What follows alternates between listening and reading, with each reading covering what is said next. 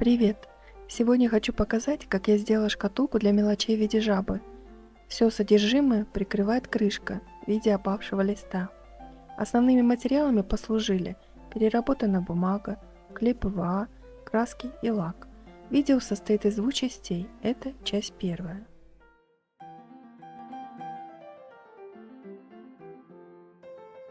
Здесь вы можете более подробно ознакомиться со списком материалов, необходимых для поделки.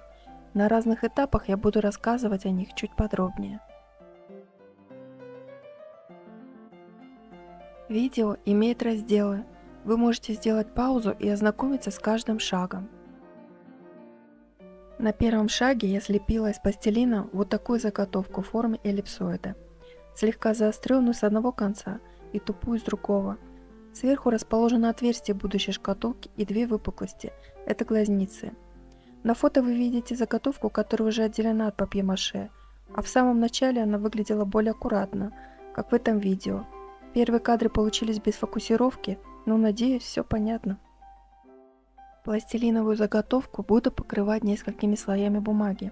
Я взяла бумажный пакет от покупок.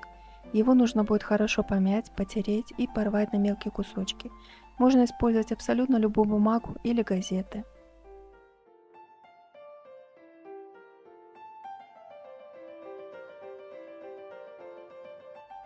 Перед началом работы пластилин нужно обернуть пищевой пленкой.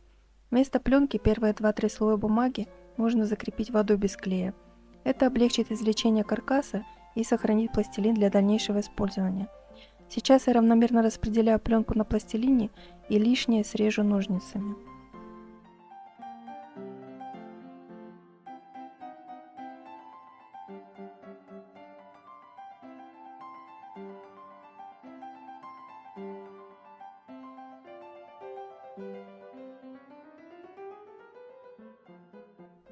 Далее беру кисточку, делаю мазок клейстером и приклеиваю сверху кусочки бумаги.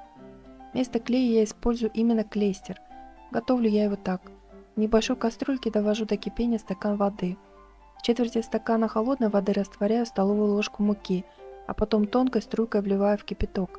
Постоянно помешиваю, варю минут 5-8 до густоты и в готовый клейстер наливаю половину столовой ложки 9% уксуса. Перекладываю в баночку с крышкой и храню в холодильнике.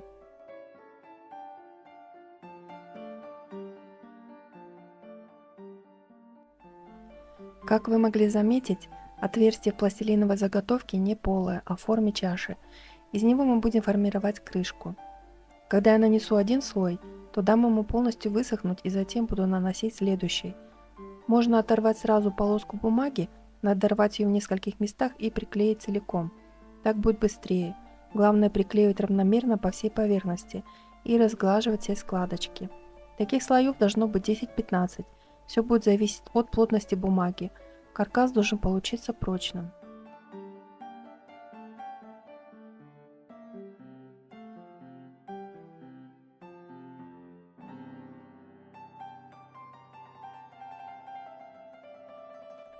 Когда все слои высохли, макетным ножом разрезала заготовку на две половины и вырезала крышку. Сам пластилин можно использовать повторно. Скальпелем вырезаю отверстия и подравниваю края. Можно отшлифовать их надфилем или наждачной бумагой. Крышка с обратной стороны у меня получилась кривая, потому что я попыталась выравнивать ее во время приклеивания бумаги, но ничего страшного, все можно исправить.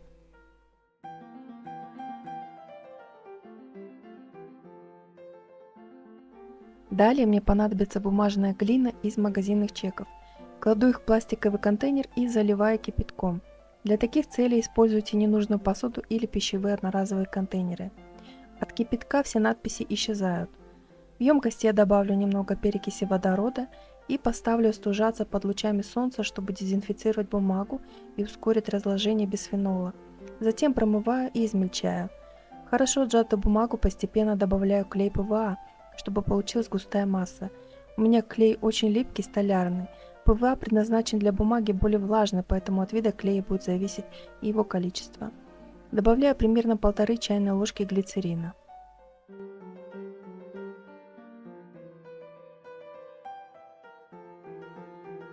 Дозатором выдавливаю 3 больших капли жидкости для мытья посуды. Можно заменить на жидкое мыло или шампунь. Хорошо вымешиваю массу.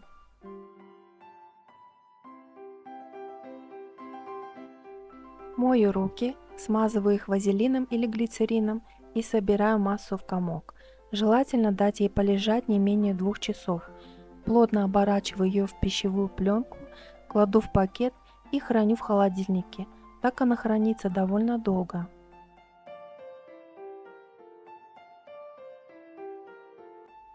Внутренние стенки корпуса можно отшлифовать и покрасить акриловой краской. Но слой из бумажной глины сделает их прочнее. Покрытие из магазинных чеков получается бархатистым на ощупь. Проклеивать перед нанесением массы не нужно. Держится она очень хорошо.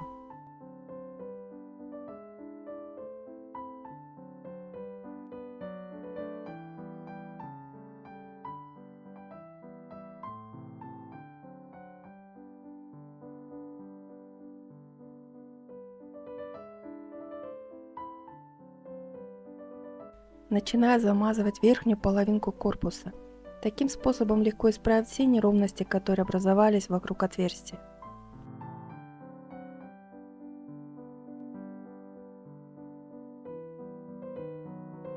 А вот как выглядит поверхность после высыхания. Шкурить ее не нужно.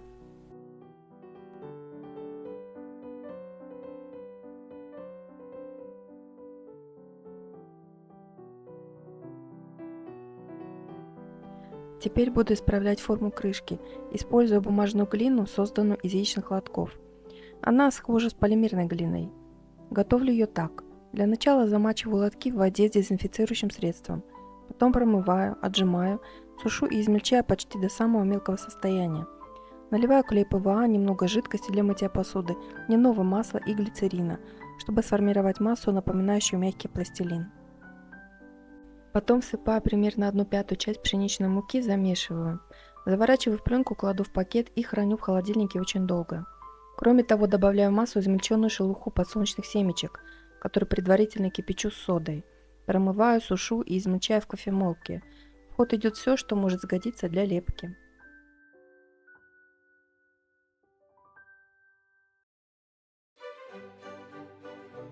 Тем временем крышка почти готова.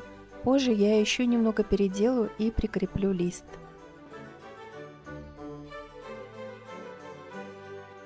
На данном этапе работы я аккуратно выравниваю отверстие, используя ту же бумажную массу, что и для формирования крышки.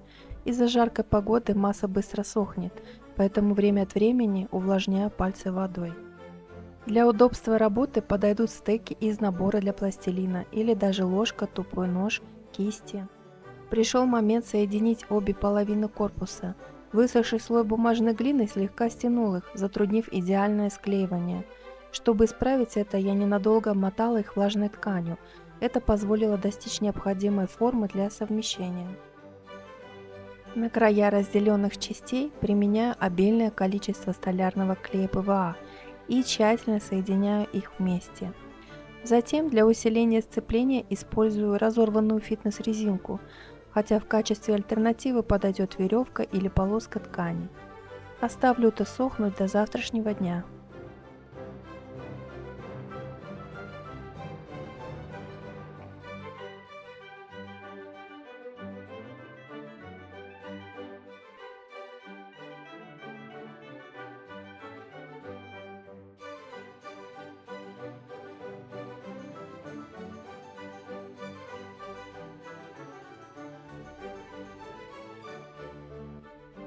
Две половинки хорошо склеились, и теперь важно тщательно заделать шов изнутри, используя белую бумажную глину, чтобы обеспечить гладкость поверхности.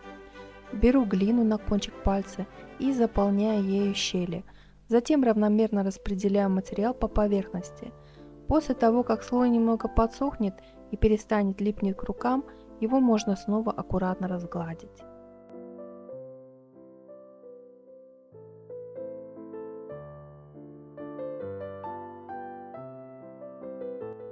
Осталось заделать щели снаружи этой же массой.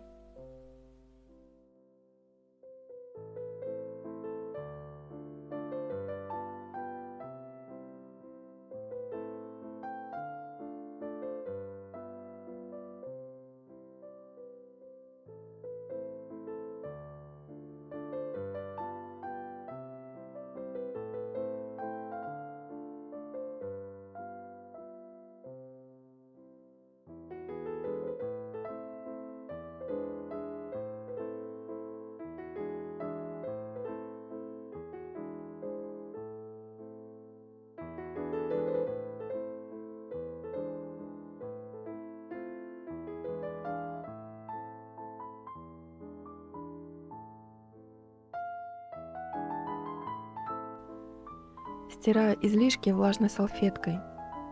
У жаб кожа бугристая и гладкости добиваться не нужно. Снова рву бумагу на кусочки и оклеиваю ими только стык. Приклеивать буду внахлёст, одного слоя достаточно.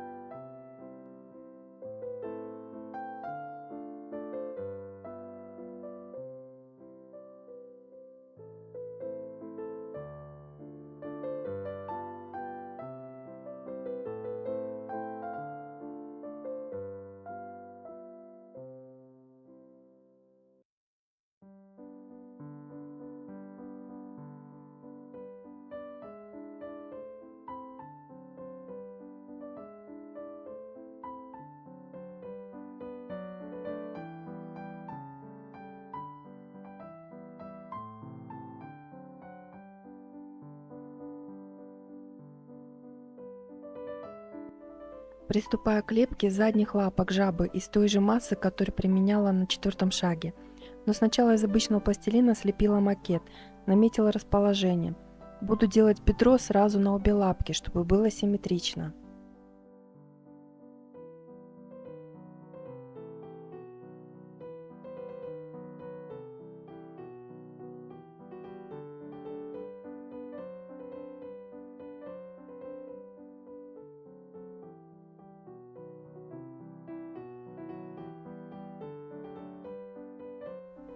Масса подсыхает быстро, поэтому вторую деталь пока прячу в пакет.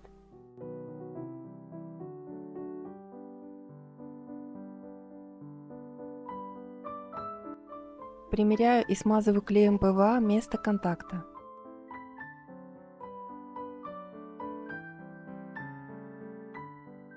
Бедро прижимаю и приглаживаю к телу.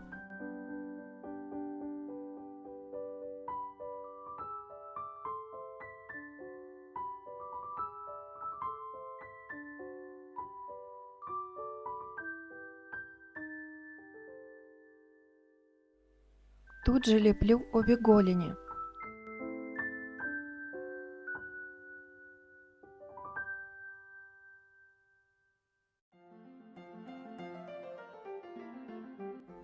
Делаю продольное углубление, которое имеется у жабы между косточками на голени.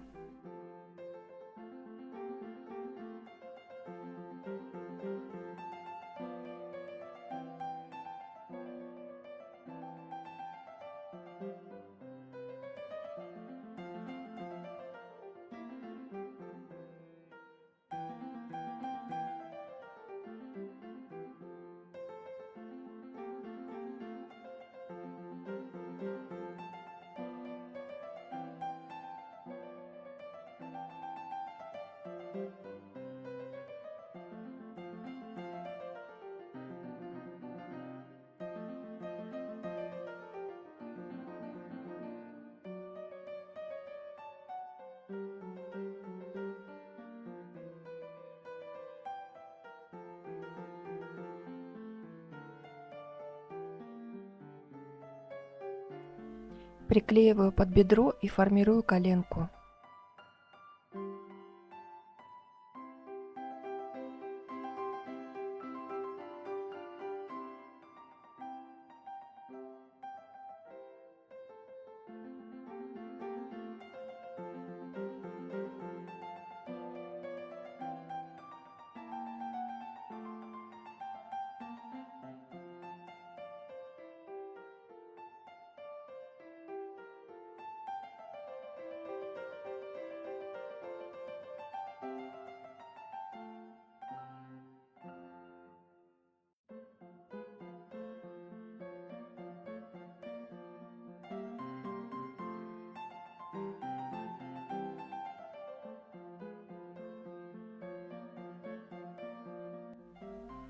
Убираю заготовку в пакет и делаю 2 стопы заостренные и чуть приплюснутые спереди. Пальцы сделаю позже, когда масса снаружи подсохнет, а внутри будет еще мягкая.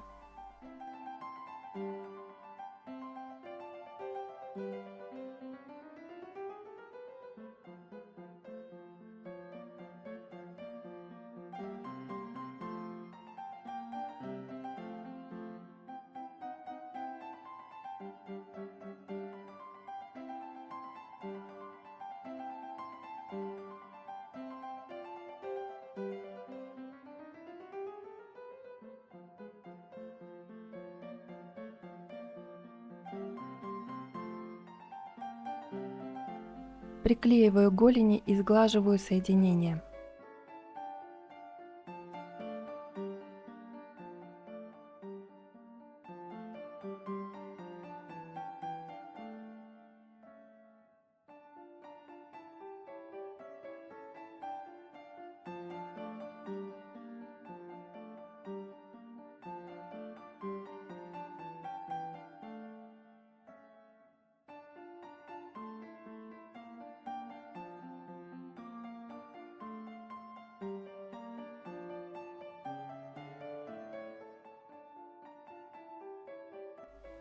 Когда слегка подсохло, легче подправить форму.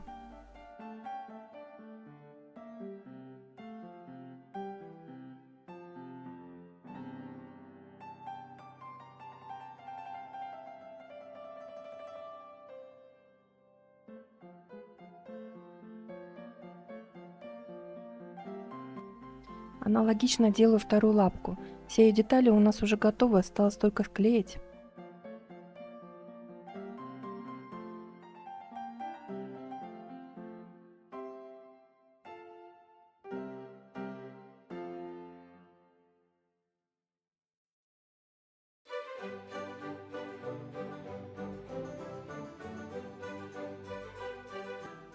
Проверяю жабу на устойчивость и симметрию. Эта папье-маше масса дает усадку примерно 25-30%. И если не поправлять детали во время сушки, они могут немного изменить свое первоначальное положение.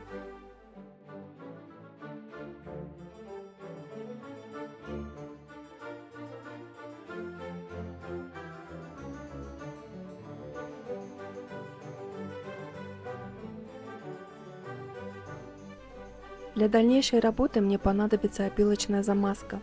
В контейнер наливаю 140 грамм клея ПВА, рву на кусочки 2 обычные бумажные салфетки и тщательно смешиваю их с клеем.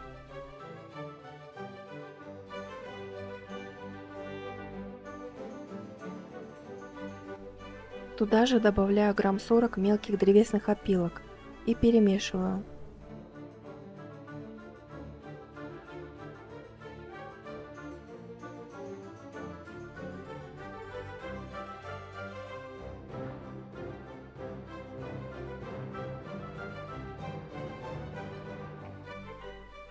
Должна получиться вот такая вязкая замазка. Ее я буду наносить на всю поверхность жабы.